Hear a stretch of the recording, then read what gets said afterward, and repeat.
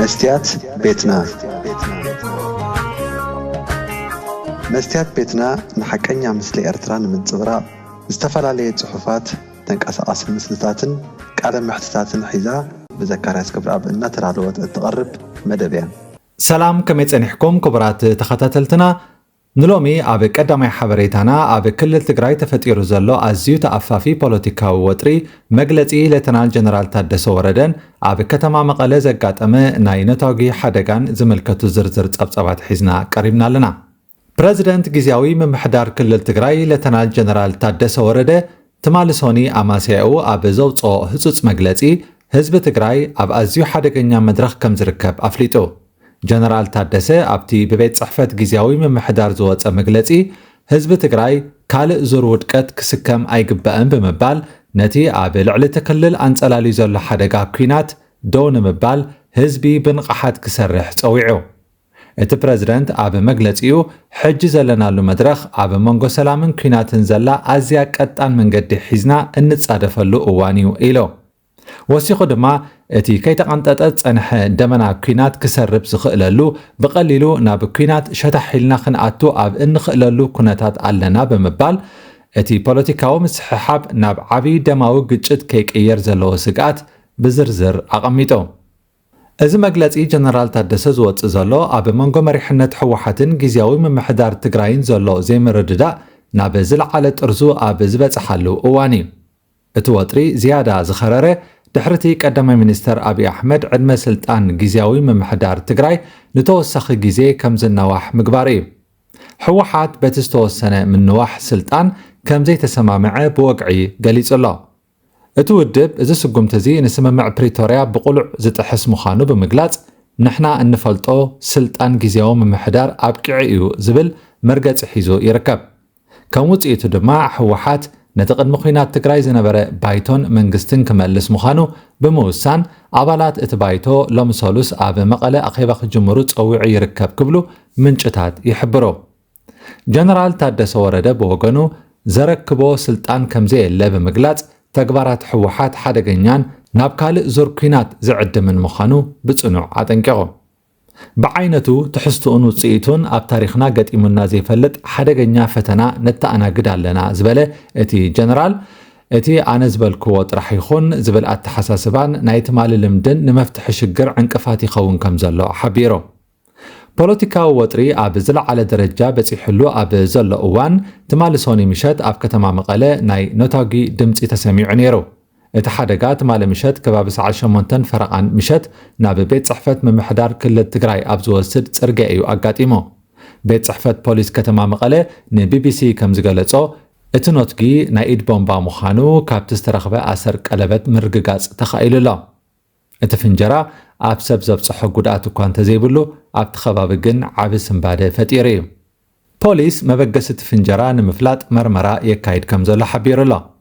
እዚ ፍንጀራ እዚ መግለጺ ጀነራል ታደሰ ወረደ ቅድሚ መውጽኡ ዝተኸስተ ምዃኑ እቲ ኩነታት ክሳብ ክንደይ ተኣፋፊ ከም ዝኾነ ዘመልክት እዩ እቲ ኣብ ትግራይ ዝረአ ዘሎ ምዕባለታት ንማሕበረሰብ ዓለም እውን ኣስጊኡ ይርከብ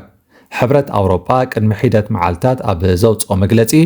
እቲ እናዓበየ ዝመጽእ ዘሎ ተጻብኦታት ብዓብይ ስክፍታ ይከታተሉ ከም ዘሎ ብምግላጽ ኩሎም ወገናት ካሃድኡ ፀዊዑ በተመሳሳሊ ኤምባሲ ዓባይ ብሪጣንያ ኣብ ኢትዮጵያ ንምሉእ ተፈጻምነት ውዕል ፕሪቶርያ ዘተ ክካየድ ኣተሓሳሲቡሎ ሎሚ ሰሉስ እቲ ብሕወሓት ዝተፀውዐ ናይ ነባር ባይቶ ኣኼባ እንተተኻይዱ እቲ ምስሕሓብ ናብ ምንታይ ክቕየር ይኽእል ዝብል ሕቶ ናይ ኩሉ ህዝቢ ስክፍታ ኮይኑ ይቕጽል ኣሎ ጀነራል ታደሰ ኣብ መወዳእታ መግለጺኡ ናብዚ ዝወረደ ፖለቲካ ትግራይ ሕጂ እውን ናብ ውድቀት መንገዲ የምርሓና ከም ዘሎ ሓቢእካ ዝሕባእ ኣይኮነን ውፅኢት እዚ ኩሉ ድማ ከም ህዝቢ ኢና ዋጋ ክንከፍል ክብል ተዛሪቡ ሕወሓት ስጉምቲ ብምውሳድ ንጀነራል ታደሰ ብሓይሊ እንተኣልይዎ ብወገን ፈደራላዊ መንግስቲ ክወሃብ ዝኽእል ምላሽ እንታይ ክኸውን ከም ዝኽእል ሸቕሎት ዝፈጠረ ኩነታት ኮይኑሎ ምስ ሕወሓት ዘይተቃደወን ካብቲ ውድብ ተፈንጪሉ ዝወፀን ፕሬዝደንት ጊዜያዊ ምምሕዳር ትግራይ ዝነበረ ጌታቸው ረዳ በተመሳሳለ ኣገባብ ካብ ስልጣኑ ተደፊኡ ናብ አዲስ አበባ ከም ዝኸደ ይዝከር ማእከላይ ኮሚቴ ውድብ ሕወሓት ቅድሚ ሒደት መዓልታት ኣብ ከተማ ኣክሱም ኣብ ዘካየዶ ኣኼባ ስምምዕ ሰላም ፕሪቶርያ ከም ዝፈረሰ ብምግላጽ ዕድመ ጊዜያዊ ምምሕዳር ከም ዘብቅዐ ገሊጹ መንባሩ ይዝከር ኣብ 2020 ዓመተ ምህረት ዝተኻየደ ብፌደራላዊ መንግስቲ ኣፍልጦ ዘይተዋህቦን ሕወሓት ዝተዓወተሉን መስርሕ ምርጫ ሓደ ካብ ጠንቅታት እቲ ደማዊ ኩናት ተገይሩ ይውሰድ ናብ ካልእ ዜና ምስ እንሰግር ክቡራት ተኸታተልቲ መስትያት ቤትና ፕሬዚደንት ዶናልድ ትራምፕ ምስ መደበር ቴሌቪዥን ፎክስ ኒውስ ኣብ ዘካየዶ ቃለ መሕትት ኢራን ኣብ ልዕሊ መራኸብ ኣሜሪካ መጥቃዕትን ተፈጺማ ካብ ገጽ ምድሪ ክትጠፍኣ ክብል ኣጠንቂቑ እዚ ሓያል ቃል እዚ ዝመፀ ኢራን ኣብ ልዕሊተን ኣብ መስመር ባሕሪ ሕርሙዝ ዝንቀሳቐሳ ዘለዋ ናይ ኣሜሪካ መራኸብ ኩናት መጥቃዕቲ ክትፍጽም ምዃና ድሕሪ ምዝታያ እዩ ትራምፕ ኣብቲ ቃለ መሕትት ኣሜሪካ ኣብ መስመር ሕርሙዝ ንዝንቀሳቐሳ መራኸብ ንምክልኻል ፕሮጀክት ፍሪደም ዝተሰመየ ስርሒት ትፍጽም ኣላ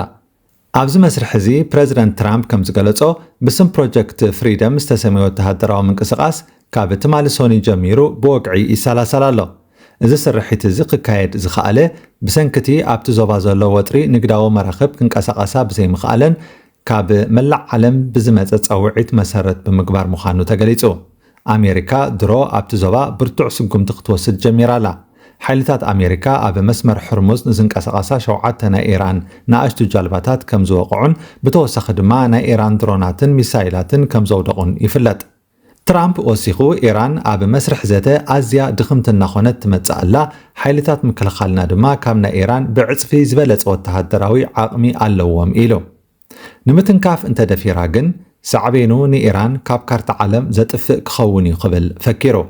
በቲ ሓደ ወገን ድማ መንግስቲ ኢራን ነቲ ኣሜሪካ ኣብ ሕርሙዝ እትገብሮ ዘላ ወተሃደራዊ ምንቅስቓስ ብትሪ ትቃወሞላ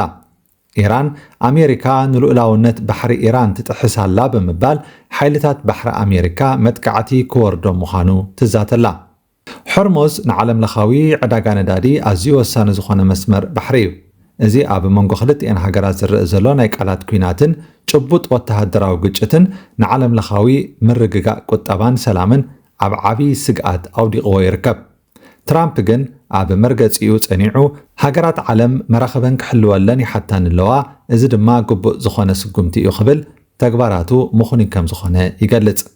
ኩነታት ሕርሙዝ ናብ ምንታይ ከምርሕ እዩ ኢራን ነቲ ናይ ትራምፕ ተሪር መጠንቀቕታ ከመይ ክትቅበሎ እያ ዝብሉ ሕቶታት ሕጂ እውን መልሲ ይረኸቡን ብወገና ነቲ ኩነታት ብቐረባ እናተኸታተልና ክነቕርበልኩም ኢና ንሕጂ ግን ኣብዚ ክንዛዘም ኢና ክሳብ ደጊምና ንምለሰኩም ድሓን ጽንሑ መስትያት ቤትና መስትያት ቤትና ንሓቀኛ ምስሊ ኤርትራ ንምንጽብራቕ ዝተፈላለየ ጽሑፋት ተንቀሳቐሲ ምስልታትን ቃለ መሕትታትን ሒዛ ብዘካርያስ ክብረኣብ እናተዳለወት እትቐርብ መደብ እያ كفوت لساني من يزعصوني هاي سجدن علي عبطاقوت ملاخي قطاوخي قنا مستلي فتحي